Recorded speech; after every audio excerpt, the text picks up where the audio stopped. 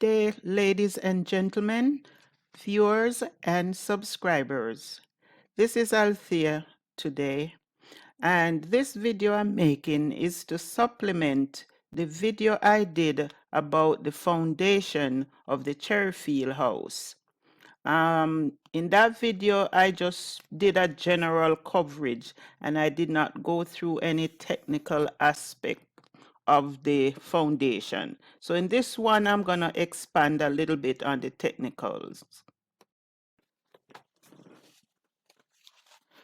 So this foundation is a combination of two types of foundation. So we have a step foundation, and when a land is sloping, this is usually the type of foundation that they use. So it's step, just like steps you walk up a stair. That's how the foundation is dug out. So in addition to the step foundation, we use what we call a block foundation. And all the block foundation is that after the foundation is excavated, the concrete footing is poured, and we poured our concrete footing 24 inches wide. Okay? If the house is smaller, you can get away with a narrower footing. But being we were envisioning a multiple story house, we wanted our concrete footing to be at least 24 inches wide. All right? And we started out with 8-inch blocks in the foundation. Now, according to the professionals, they recommend that structures, especially big ones, need a compressive strength of 2,500 pounds per square inch. How do you get that kind of strength in your concrete?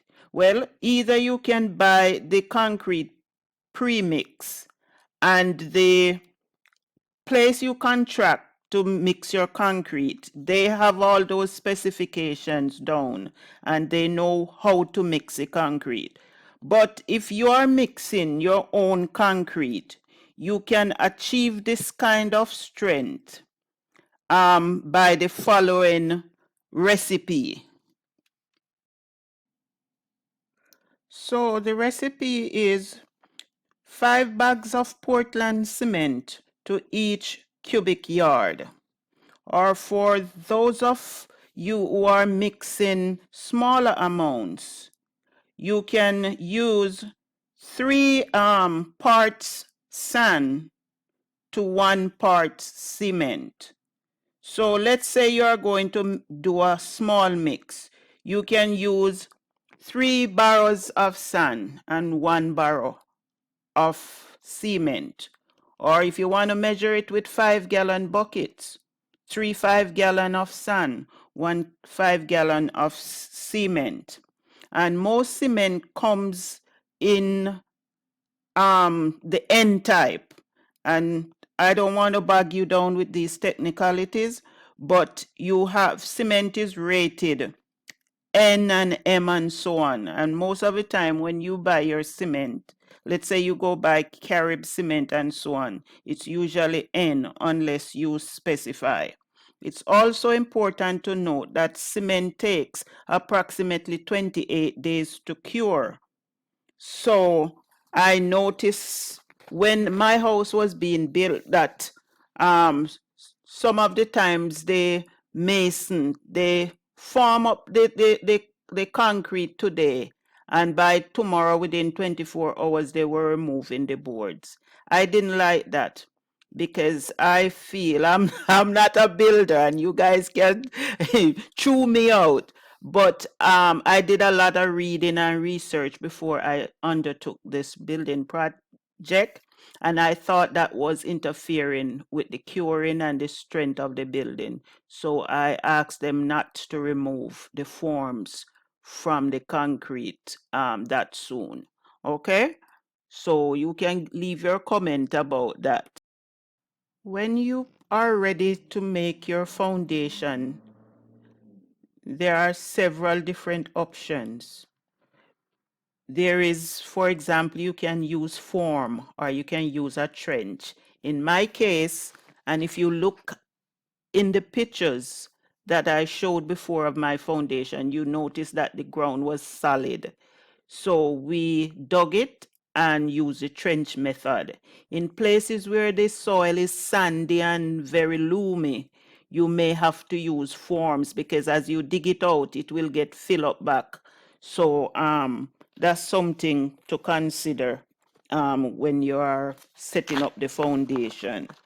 Also, make sure the foundation is level and make sure the men are using levels. I discovered that some people, I don't know if they are not able to read these instruments, but I noticed they're not using levels sometimes as much as they should. Make sure they're cording, using a cord to put on the rows of blocks, and they are checking them from time to time using either the level on a string or the regular 4 feet or whatever length level to keep it straight and nice. Because I have run into some issues where they weren't doing that, and let's say they block a room up when they get ready to finish off the lentils at the top. The walls weren't quite equal, and they had to, like, remedy that by what you call that again, pouring concrete like around it to make up the difference. Okay, so that's another thing. When you go on your site, inspect and see what they're doing and communicate with your builder if you see things that shouldn't happen, because sometimes people short change things and do things the wrong way. Now, at my site, after they dug out the foundation and they came up out of ground with the blocks, they backfill around the house with sandhead and small gravel. I was told that because of the clay, which clay can crack up your foundation if you don't do what you need to do properly. And that's why it was backfilled with that. There is one thing that wasn't done. And they told me that they were gonna steel float certain parts that was crucial, especially the parts where it was the foundation was deep underground, like the back part of the building. They didn't steel float it, and that is a big mistake, and that's something right now I have to go back to do some fix up on, because water will seep in, and if you have rooms under the building, here in the States we might call it a basement. Down there you guys might call it a first floor or whatever, but the water will seep into the concrete if you don't steel float it or treat it, put styrofoam and plastic. Now, because I'm familiar with building in the United States, I've seen where they use plastic of a certain mill to line it, and they also can use tar paper.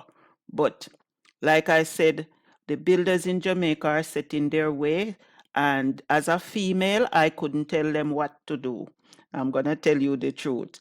They and I ran into things, issues, because I would tell them, say, or recommend certain things, and they were not accustomed to doing that in Jamaica, so they didn't want to listen to me. So they went ahead and did what they wanted to do, and they told me they would steel float it.